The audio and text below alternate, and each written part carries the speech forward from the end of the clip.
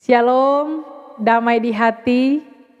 Saudara-saudara yang saya kasih dalam Tuhan kita Yesus Kristus.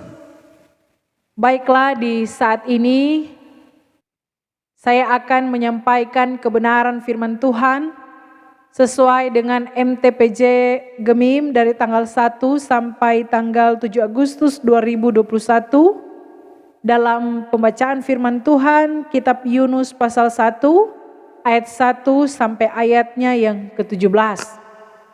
Sebelum kita membaca dan merenungkan firman Tuhan ini, marilah kita berdoa. Ya Tuhan Allah, saat ini kami akan membaca dan merenungkan firman-Mu. Biar kiranya Engkau memberkati kami agar kebenaran firman Tuhan ini akan menuntun kehidupan kami. Berfirmanlah Tuhan, kami siap untuk mendengarnya. Amin. Yunus pasal 1 ayat 1 sampai ayatnya yang ke-17 menjadi pembacaan kita di saat ini. Lembaga Alkitab Indonesia memberi judul Yunus mengingkari panggilan Tuhan. Datanglah firman Tuhan kepada Yunus bin Amitai demikian. Bangunlah, pergilah ke Niniwe, kota yang besar itu. Berserulah terhadap mereka karena kejahatannya telah sampai kepadaku. Tetapi Yunus bersiap untuk melarikan diri ke Tarsis jauh dari hadapan Tuhan. Ia pergi ke Yafo dan mendapat di sana sebuah kapal yang akan berangkat ke Tarsis. Ia membayar biaya perjalanannya lalu naik kapal itu untuk berlayar bersama-sama dengan mereka ke Tarsis, jauh dari hadapan Tuhan. Tetapi Tuhan menurunkan angin ribut ke laut, lalu terjadilah badai besar, sehingga kapal itu hampir-hampir terpukul hancur. Awak kapal menjadi takut, masing-masing berteriak-teriak kepada Allahnya, dan mereka membuang ke dalam laut segala muatan kapal itu untuk meringankannya. Tapi Yunus telah turun ke dalam ruang kapal yang paling bawah dan berbaring di situ lalu tertidur dengan nyenyak. Datanglah nakoda mendapatkannya sambil berkata, "Bagaimana mungkin engkau tidur begitu nyenyak? Bangunlah, berserulah kepada Allahmu. Barangkali Allah itu akan mengindahkan kita sehingga kita tidak binasa." Lalu berkatalah mereka satu sama lain, "Marilah kita buang undi, supaya kita mengetahui karena siapa kita ditimpa oleh malapetaka ini." Mereka membuang undi dan Yunuslah yang kena undi. Berkatalah mereka kepadanya, "Beritahukanlah kepada kami karena siapa kita ditimpa oleh malapetaka ini. Apakah pekerjaanmu dan dari mana engkau datang? Apa negerimu dan dari bangsa manakah engkau?" Sautnya kepada mereka, "Aku seorang Ibrani, aku takut akan Tuhan Allah yang empunya langit, yang telah menjadikan laut dan daratan." Orang-orang itu menjadi sangat takut, lalu berkata kepadanya, "Apa yang telah kau perbuat?" Sebab orang-orang itu mengetahui bahwa ia melarikan diri jauh dari hadapan Tuhan. Hal itu telah diberitahukannya kepada mereka. Bertanyalah mereka, "Akan kami apakan engkau supaya laut menjadi reda dan tidak menyerang kami lagi? Sebab laut semakin bergelora." Sahutnya kepada mereka, "Angkatlah aku, campakkanlah aku ke dalam laut, maka laut akan menjadi reda dan tidak menyerang kamu lagi. Sebab aku tahu bahwa karena akulah badai besar ini menyerang kamu." Lalu berdayunglah orang-orang itu dengan sekuat tenaga untuk membawa kapal itu kembali ke darat. Tetapi mereka tidak sanggup sebab laut semakin bergelora menyerang mereka. Lalu berserulah mereka kepada Tuhan, katanya, "Ya Tuhan, janganlah kiranya engkau biarkan kami binasa karena nyawa orang ini. Dan janganlah engkau tanggungkan kepada kami darah orang yang tidak bersalah. Sebab engkau Tuhan telah berbuat seperti yang kau kehendaki." Kemudian mereka mengangkat Yunus lalu mencampakkannya ke dalam laut. Dan laut berhenti mengamuk. Orang-orang itu menjadi sangat takut kepada Tuhan, lalu mempersembahkan korban sembelihan bagi Tuhan, serta mengikrarkan nazar. Maka atas penentuan Tuhan datanglah seekor ikan besar yang menelan Yunus, dan Yunus tinggal di dalam perut ikan itu 3 hari 3 malam lamanya. Demikianlah firman Tuhan. Sekali lagi, shalom. Damai di hati, Bapak Ibu, saudara-saudara yang saya kasih dalam Tuhan kita Yesus Kristus. Bersyukur saya Pendeta Feralina Lahiwu kembali menjumpai Bapak Ibu Saudara-saudara dalam sharing kebenaran firman Tuhan lewat perenungan firman Tuhan yang diangkat oleh MTPJ Gemim menjadi bacaan Gemim tanggal 1 sampai tanggal 7 Agustus 2021 diberikan tema pembentukan integritas kehambaan. Saudara-saudara, saya percaya bahwa integritas ini sangat penting dalam kehidupan kita sebagai orang beriman. Karena tidak ada nilai yang lebih tinggi daripada integritas.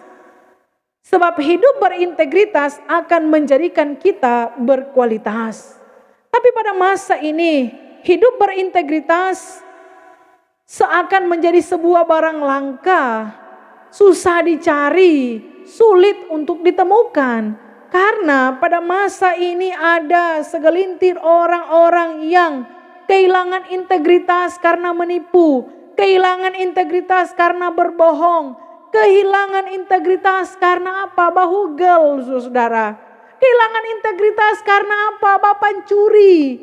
Sehingga saudara yang diberkati oleh Tuhan kita Yesus Kristus, hari ini firman Tuhan mengingatkan kepada kita betapa penting sebagai hamba-hamba Tuhan kita harus memiliki integritas di tengah-tengah kehidupan kita sebagai orang yang percaya.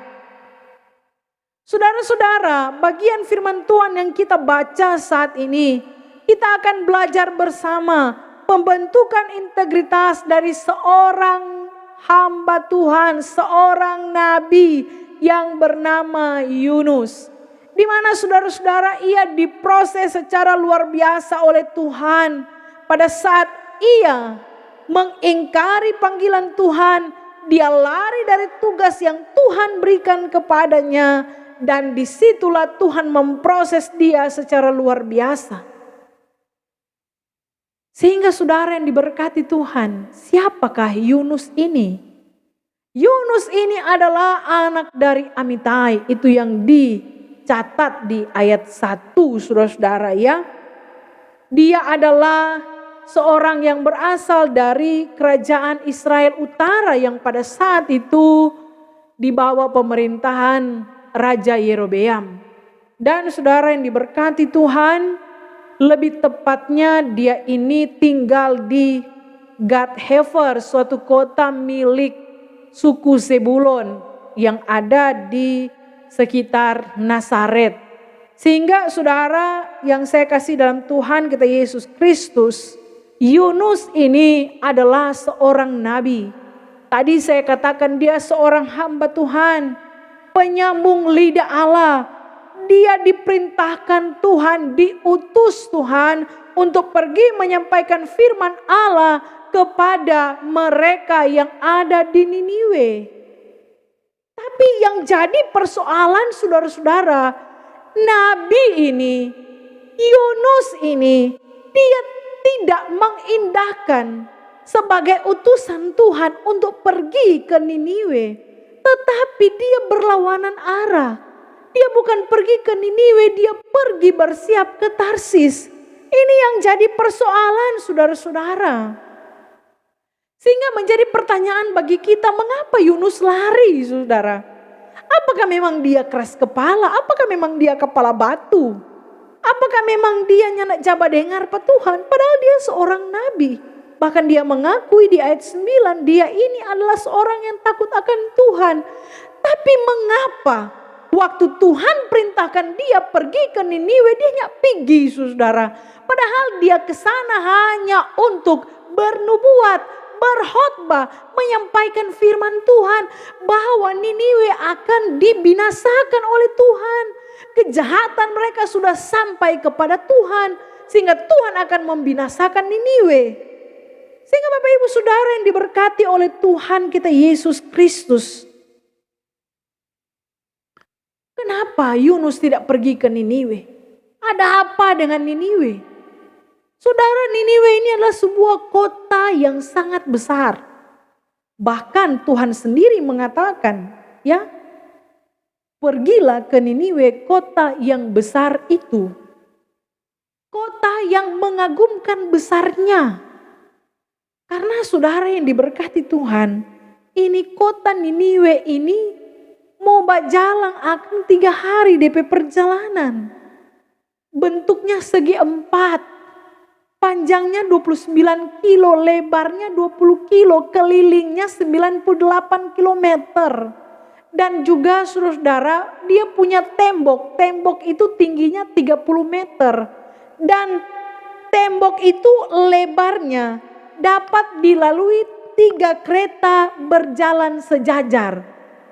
Wah, betapa lebar dan tinggi tembok yang ada di kota Niniwe, saudara. Dan kota Niniwe ini adalah ibu kota bangsa Asyur. Jadi merupakan pusat perdagangan. Sehingga kota ini menjadi kota yang sangat kaya. Penduduknya banyak. Sehingga luas kota ini 580 km persegi. Kalau saya lihat kota Manado, saudara, itu 162,5 km persegi. Betapa besarnya kota ini, saudara-saudara. Dan juga tembok yang ada di kota Niniwe yang saya sebutkan tadi itu ada DP menara. Dan menara ini ada 1.500 buah. Tinggi masing-masing menara itu ada 60 meter. Bayangkan saudara. Dan di kota Niniwe ini ada DP taman bunga yang luas. Taman bunga yang luas, saudara-saudara. Kalau sama dengan sekarang dapat taman bunga memang langsung selfie, saudara-saudara ya. Karena orang-orang sekarang hobi selfie. Selfie dulu, selfie dulu. Dan juga di situ ada padang untuk menggembalakan ternak. Dan juga ada ladang-ladang gandum, ternaknya sangat banyak. Tapi mengapa Tuhan mengatakan bahwa orang-orang yang ada di Niniwe ini melakukan kejahatan yang sudah sampai kepada Tuhan?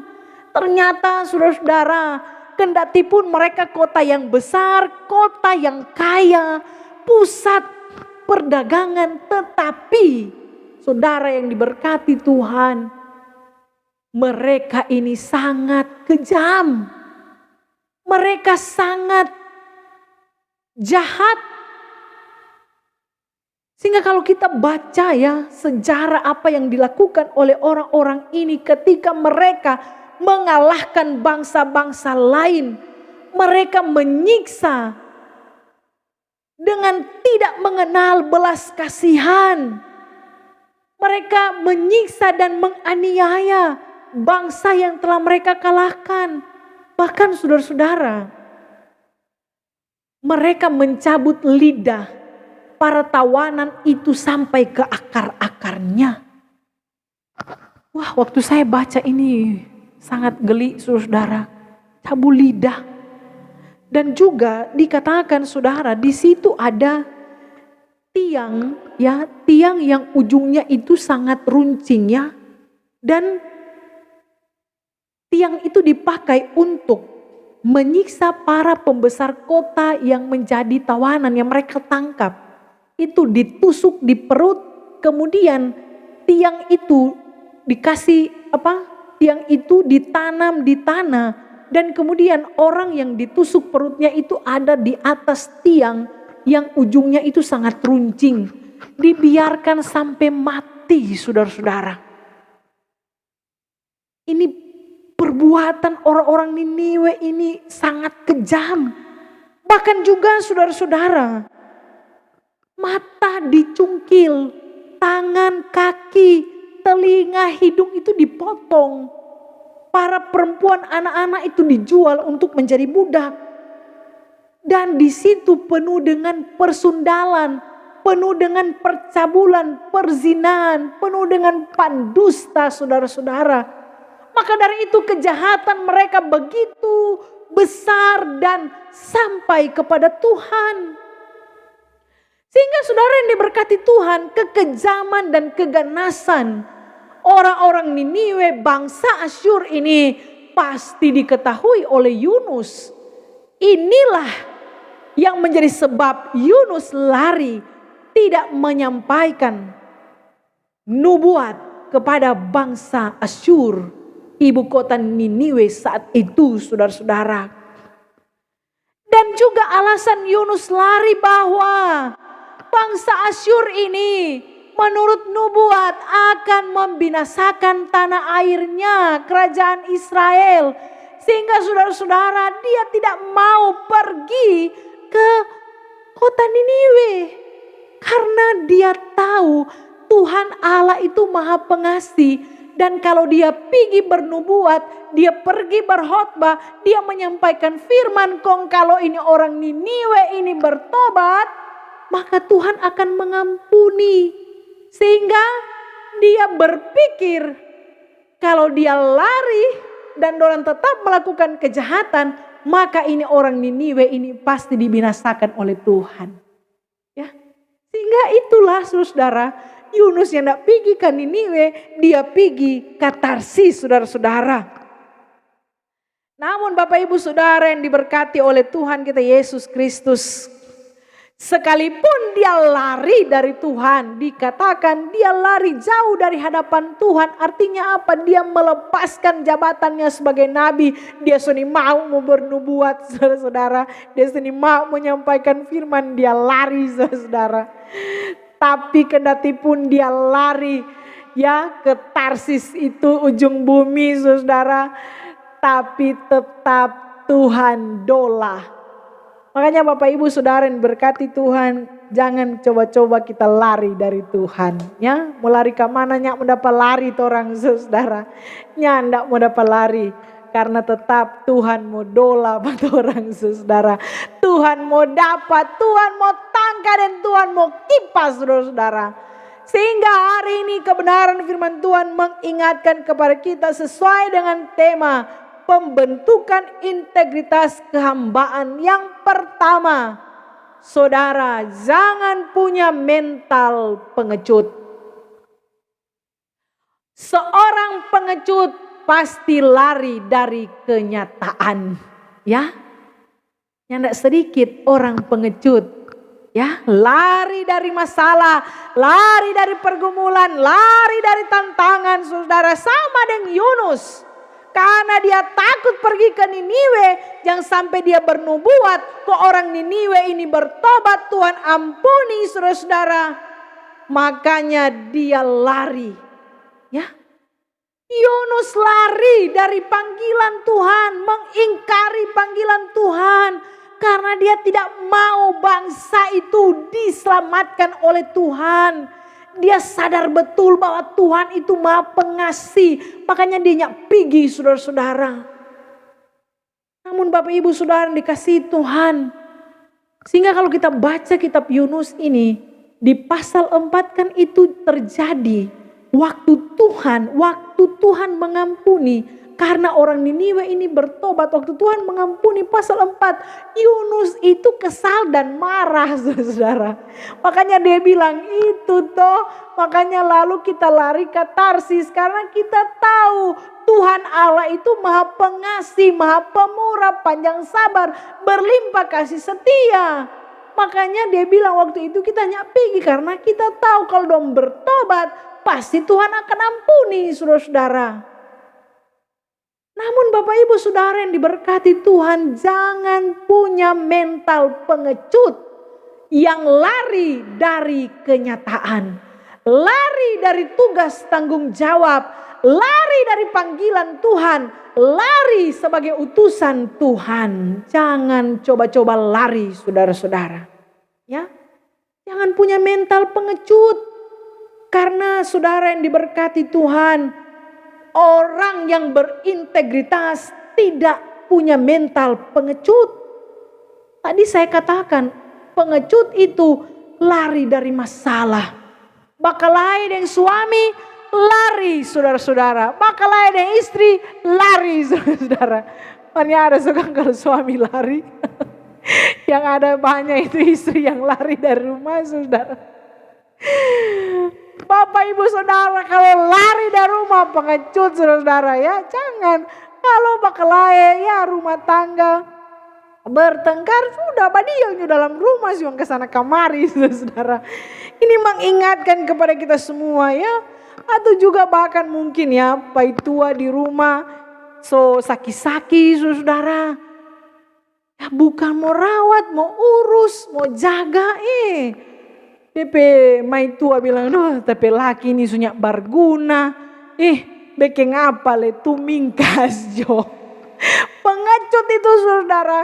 Dan juga mungkin ya ada ibu-ibu yang so body so besar saudara, so gede, so sama dengan body kontainer, ya paitua so baku mau lari deh orang bebini saudara. Saya mau lihat deh paitua. Jangan saudara yang diberkati oleh Tuhan kita Yesus Kristus, jangan. Karena kalau kita lari, kita itu punya mental pengecut. Dan orang yang berintegritas itu tidak pengecut. Tetapi orang yang berintegritas akan menghadapi segala sesuatu. Dan orang pengecut ini selalu munafik. Ya, munafik. Makanya jangan jadi pengecut, karena pengecut pasti munafik. Di muka lain, di belakang lain. Kalau di pelayanan suci, kalau di bisnis banyak DP ruci, saudara-saudara. Ya, ini namanya pengecut. Ini namanya munafik. Pagi bilang iyo, sore so nyanda. Makanya orang pengecut itu plin-plan. Nyanda punya ketetapan hati. Nyanda punya prinsip. Nyanda konsisten, saudara-saudara. Makanya jangan jadi pengecut. Orang kalau pengecut plin-plan.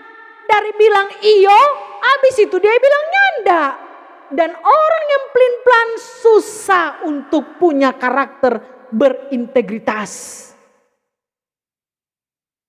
Sehingga Bapak Ibu Saudara yang saya kasih dalam Tuhan kita Yesus Kristus. Apapun tugas yang dipercayakan kepada kita, milikilah integritas dalam kehidupan kita. Karena saudara, integritas ini bicara apa? Apa yang kita ucapkan itu juga yang kita lakukan. Sehingga integritas ini utuh, nyandak tak pisah-pisah. Nyandak di mulut lain, di hati lain, di perbuatan lain. Bukan begitu tuh integritas. Integritas itu apa yang orang bilang, apa yang orang ada potompe hati, apa yang ada potompe pikiran, apa yang orang lakukan, sama itu integritas. Karena integritas itu menyatu. Nyandak tak pisah-pisah, nyandak tak pica-pica, nyandak terpecah-pecah. Dan orang pengecut itu terpecah-pecah. DP mulu lain, DP hati lain, DP pikiran lain, DP perbuatan lain, saudara-saudara. Makanya cenderung apa? Munafik. Cenderung apa? Plin-plan. Cenderung apa? Nyandak punya prinsip. Cenderung apa? Nyandak konsisten. Makanya jangan punya mental pengecut. Kalau engkau berintegritas, maka apa yang engkau sampaikan itu juga yang engkau lakukan. Nyandak sama dengan Yunus, saudara. Tuhan bilang bersiapkan Niniwe, iyo, dah siap no dia, saudara. Dia nyapin Niniwe, dia pergi ke Tarsis, saudara. Nah, ini jadi persoalan Bapak Ibu Saudara yang saya kasih dalam Tuhan kita Yesus Kristus. Makanya saudara, jangan jadi pengecut. Apalagi jadi durhaka. Makanya yang kedua, yang pertama jangan punya mental pengecut, yang kedua jangan punya mental pendurhaka. Saudara yang diberkati Tuhan, orang yang mengingkari panggilan Tuhan durhaka. Orang yang mengingkari tugas tanggung jawab yang Tuhan percayakan durhaka, saudara-saudara. Mengapa saya katakan durhaka? Karena durhaka ini, kata durhaka ini hanya kepada Tuhan, kepada orang tua, kepada negara, durhaka. Sehingga Bapak Ibu Saudara yang saya kasih dalam Tuhan kita Yesus Kristus, tidak sedikit juga hamba-hamba Tuhan yang durhaka. Semua orang percaya itu hamba Tuhan. Nyandak sadiki kong durhaka pa Tuhan, saudara. Mengingkari Tuhan, mengabaikan Tuhan, mengabaikan tugas yang Tuhan berikan. Sehingga banyak yang durhaka. sama dengan Yunus durhaka. Tuhan suruh pi Niniwe, dia pergi ke Tarsis, saudara-saudara. Tuhan suruh pergi pelayanan, dia pergi bamabo. Oh Tuhan. Tuhan suruh pi melayani, dia pergi bajudi, saudara-saudara. Tuhan suruh ke gereja, dia pergi bahugel, saudara. Bukan kok durhaka itu. Sehingga Bapak Ibu Saudara yang saya kasih dalam Tuhan kita Yesus Kristus. Kalau Tuhan suruh pi ibadah. Jangan torang pi nyabung ayam, saudara. Nyanda ada kan pelayan khusus yang jama nyabung ayam toh? Nyanda, saudara. Kalau ada penatua sama yang masih pegang-pegang ayam koma nyabung bertobat. Ya. Kalau masih ada yang masih jaga bagate ya, bamabo saudara bertobat. Ada orang kok ya bagai 1 gram ya, memang ketuk cap tikus, ukuran tikus memang cap tikus kan memang ukuran tikus memang kecil saudara. Kalau kok sudah rasa 1 gram memang nyak mau berhenti. Sehingga bukan jadi cap tikus, so cap gajah, kiapa so 1 ceret dari 1 gram so begini ya hop, nanti hop so 1 ceret, mabo saudara, mabo leko pulang di rumah badiang ini mabo leko marontak saudara, ya tidur kok di koi di kamar ini leko tidur di got, no abis, siapa tuh di got, ya ampun penatua, oh Tuhan, marnya ndak potong pe gereja, amin saudara, kalau ada bertobat, ya stop jo tuh mabo-mabo tuh dia. Apalagi saudara, bajudi, ya mungkin hamba Tuhan, pelayan Tuhan bajudi, enggak. Saya tidak dapati saudara ya, tidak. Karena dengan demikian kita mendurhaka di hadapan Tuhan saudara. Apalagi bahugel, oh Tuhan. Nyandak mungkin pelayan Tuhan mau bahugel. Kurang pelayan Tuhan gila itu mau bahugel saudara. Iya toh. Nggak mungkin su tahu bahugel itu berzina saudara. Dan berzina itu dosa. Makanya kalau ada penatua yang bahugel, cek. Kage sunyak waras saudara. Ya. Jangan durhaka di hadapan Tuhan. Karena torampe nafsu jahat yang menyesatkan orang menjadi orang-orang yang durhaka, hamba-hamba Tuhan yang durhaka di hadapan Tuhan. Tapi saudara, mari bertobat. Mari bertobat di hadapan Tuhan. Bahkan nyanda sedikit juga ada banyak anak-anak durhaka.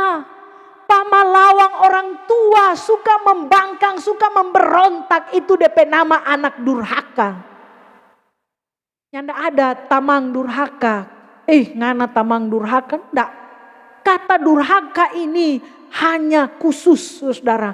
Makanya kalau ada anak-anak pamalawang, dia anak durhaka. Kalau ada anak-anak yang pemberontak membangkang, berarti durhaka.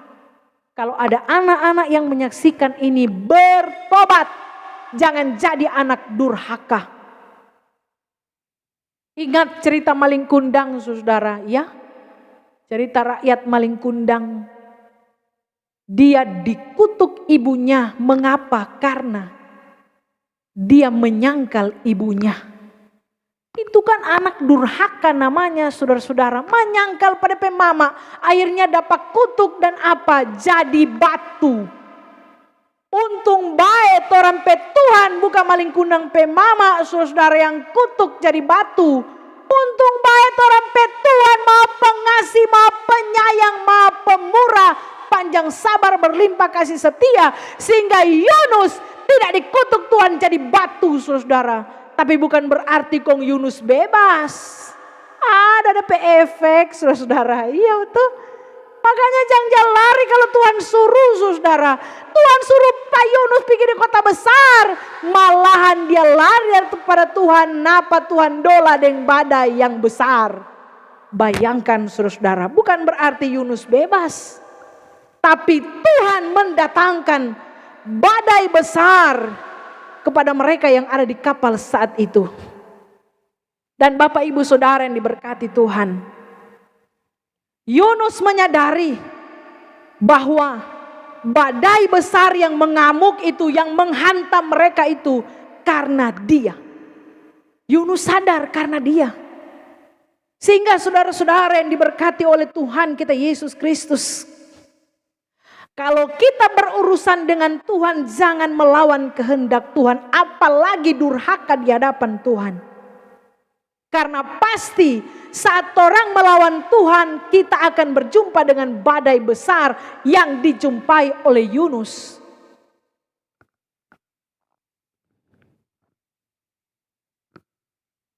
Sehingga pada saat itu saudara, orang-orang yang ada di kapal bersama dengan Yunus, mereka ketakutan.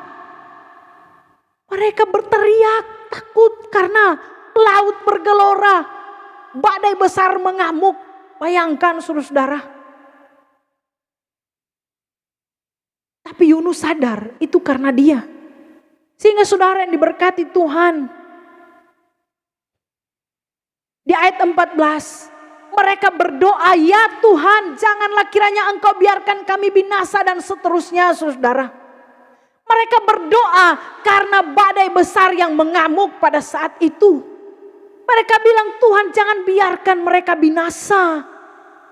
Saudara yang diberkati oleh Tuhan kita Yesus Kristus, saat ini pun badai besar sedang menghantam kita semua. Yaitu badai besar pandemi COVID-19. Menghantam semua segi kehidupan kita. Baik di dunia pendidikan, di dunia bisnis, di dunia ekonomi, di dunia pekerjaan, dan juga bahkan sampai di gereja. Dampak dari pandemi ini berdampak bagi kita saudara, di keluarga kita. Tidak sedikit orang yang berduka karena pandemi, karena corona. Tidak sedikit orang yang menangis karena corona ini saudara. Tidak sedikit orang yang kehilangan pekerjaan. Tidak sedikit orang yang mati karena corona ini, pandemi ini saudara.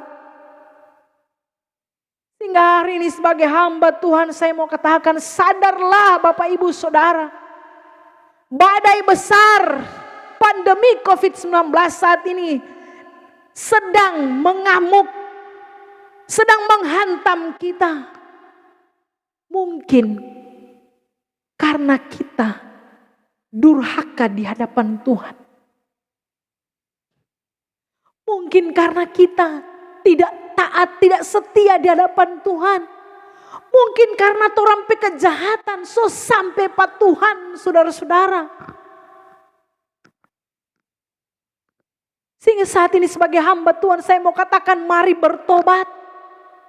Tuhan yang nak mau suruh lagi Pak Yunus mau datang kemari saudara. Kau mau bilang mau bernubuat bertobat saudara.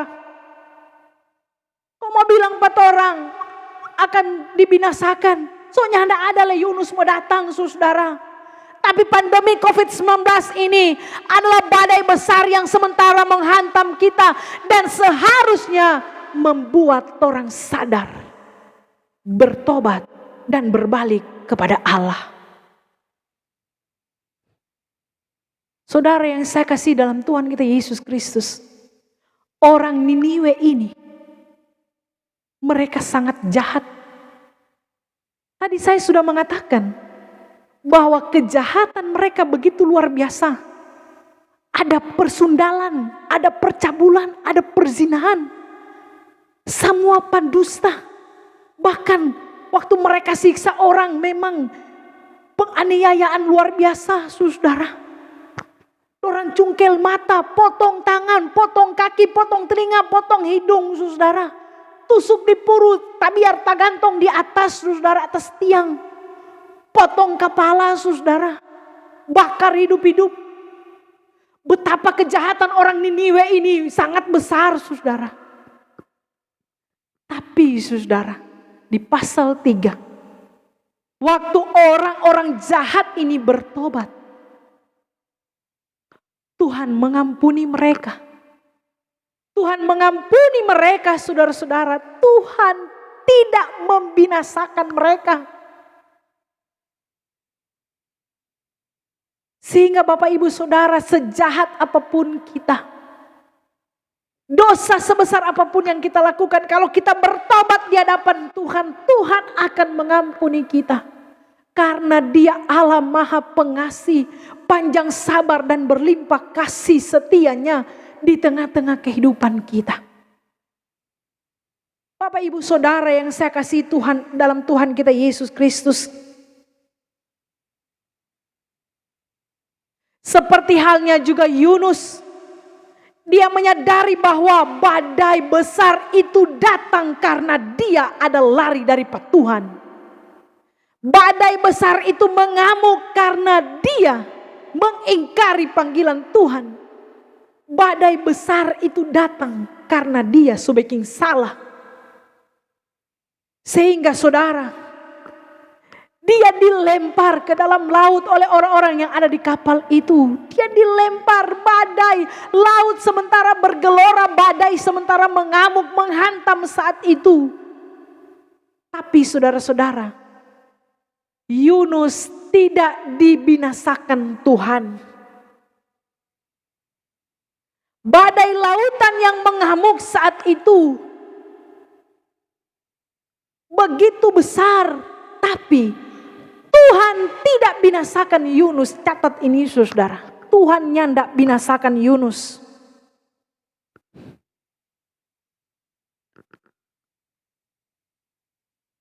Tapi Tuhan menyelamatkan Yunus. Kalau orang baca ayat 17, maka atas penentuan Tuhan datanglah seekor ikan yang besar menelan Yunus. Saudara yang saya kasih dalam Tuhan kita Yesus Kristus, ikan besar ini bukan bentuk penghukuman Allah kepada Yunus, tapi ikan besar ini merupakan bentuk penyelamatan Allah kepada Yunus. Bayangkan saudara, kalau ikan besarnya nak telang Pak Yunus waktu itu, pasti Yunus mati dalam lautan yang bergelora dan badai yang mengamuk kencang pada saat itu saudara. Malam ini Yunus pasti saudara, biarlah Yunus jago batobo saudara. Mar ini laut sementara bergelora, badai sementara mengamuk, biarlah dia jago batobo. Kalau dia tobat-tobo, kon dia tobat-tobo saudara, ya dicatat juga. Namun biarlah orang jago berenang, mati saudara. Maka dari itu atas penentuan Tuhan, artinya apa? Tuhan menyediakan penolong bagi Yunus. Tuhan sediakan ikan besar bagi Yunus. Untuk apa? Untuk menolong Yunus. Makanya waktu ikan besar menelan Yunus bukan tanda Tuhan dah hukum Pak Yunus saudara. Tapi Tuhan menolong Yunus, Tuhan selamatkan Yunus, dan Tuhan melindungi Yunus. Di dalam perut ikan, dia terhindar dari badai besar, dia terhindar dari laut yang bergelora pada saat itu saudara-saudara. Makanya Yunus nyendak mati. Sehingga Bapak Ibu Saudara yang saya kasih dalam Tuhan kita Yesus Kristus, luar biasa cara Allah menolong Yunus, luar biasa. Saya merenungkan firman ini, saya pikir ini ikan datelang ini karena Tuhan hukum. No. Ternyata saudara, saya merenungkan firman ini bentuk penyelamatan Allah, sehingga waktu Yunus ada dalam perut ikan, dia nyendak mati saudara. 3 hari 3 malam Yunus nyendak mati. Malahan dia terhindar dari badai yang besar itu. Dia dilindungi oleh Tuhan. Sehingga saudara yang diberkati oleh Tuhan, akhirnya Yunus selamat. Maka dari itu Bapak Ibu Saudara, saya mau katakan saat ini bahwa biarlah di tengah-tengah pandemi yang kita hadapi, kita harus percaya bahwa Tuhan punya cara untuk menolong kita. Sehingga kalau setiap anjuran pemerintah, taatilah, ikutilah anjuran pemerintah. Tetap mengikuti prokes, protokol kesehatan. Harus kita ikuti saudara-saudara, jangan orang sengaja-sengaja. Ya, karena upaya yang dilakukan oleh pemerintah, apalagi ini PPKM level 4, ini merupakan anjuran pemerintah supaya Tolong terhindar dari yang namanya corona, saudara-saudara. Makanya kita harus bekerja sama dengan pemerintah. Taati setiap anjuran yang ada, aturan yang ada.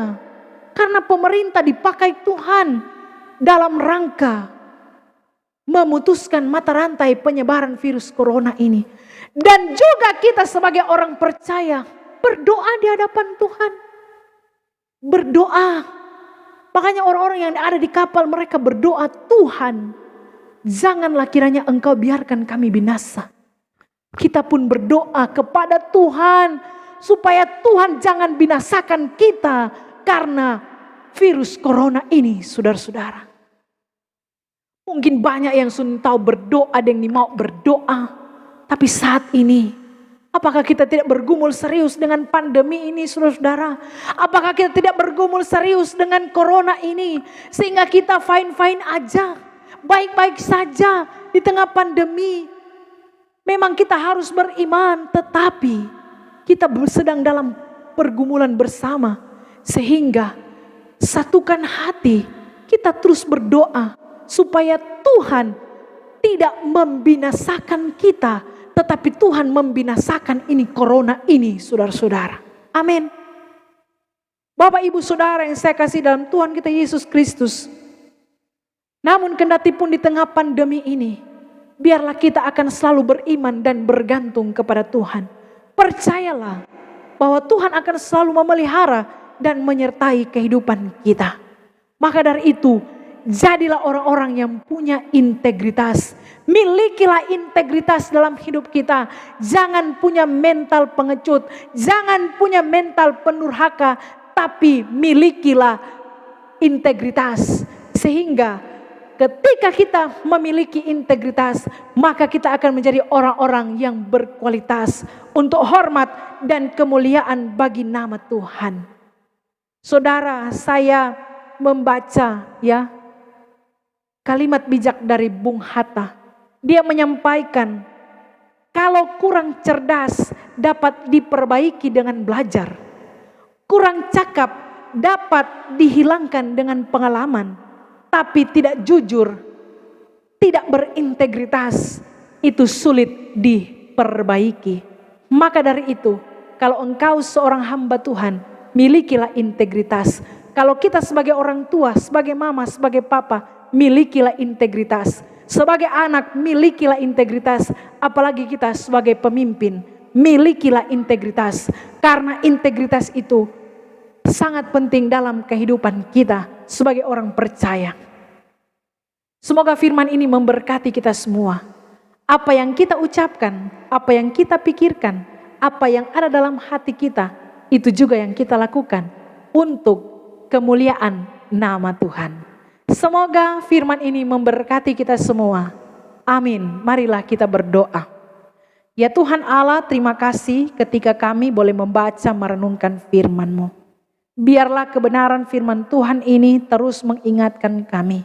Agar supaya Tuhan terus membentuk dan memproses kami. Supaya kami memiliki integritas dalam hidup kami. Apa yang kami ucapkan itu juga yang kami lakukan untuk kemuliaan nama Tuhan. Jangan biarkan kami jadi orang pengecut, punya mental pengecut. Jangan biarkan kami punya mental pendurhaka kepada Tuhan. Tapi ajarlah kami untuk jadi orang-orang yang taat dan setia kepadamu. Bahkan kami juga berdoa bergumul bersama Tuhan untuk pandemi COVID-19 ini.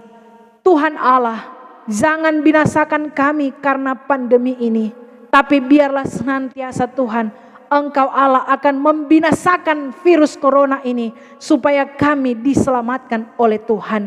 Terima kasih Bapa di sorga, berkati pemerintah kami yang terus berusaha dan berupaya untuk mencegah, memutuskan mata rantai penyebaran virus corona. Tuhan berkati mereka dengan hikmat dan kebijaksanaan. Lindungilah pemerintah kami, bahkan juga para tim medis, dokter perawat, para tenaga kesehatan, mereka yang ada di garda terdepan. Tuhan juga akan memberkati dan melindungi mereka. Terima kasih Tuhan, inilah doa kami. Di dalam nama Tuhan Yesus, ajar terus kami untuk hidup dalam pertobatan kepada Tuhan. Haleluya. Amin. Demikianlah saat ini saudara, dan salam sehat. Jangan lupa untuk terus mematuhi protokol kesehatan, terus memakai masker, menjaga jarak, mencuci tangan dengan air yang mengalir, mencuci tangan pakai sabun, hindari kerumunan, dan juga membatasi atau mengurangi mobilitas perjalanan kita. Semoga Tuhan melindungi, memberkati, dan menyertai kita semua. Shalom, damai di hati, Tuhan Yesus memberkati.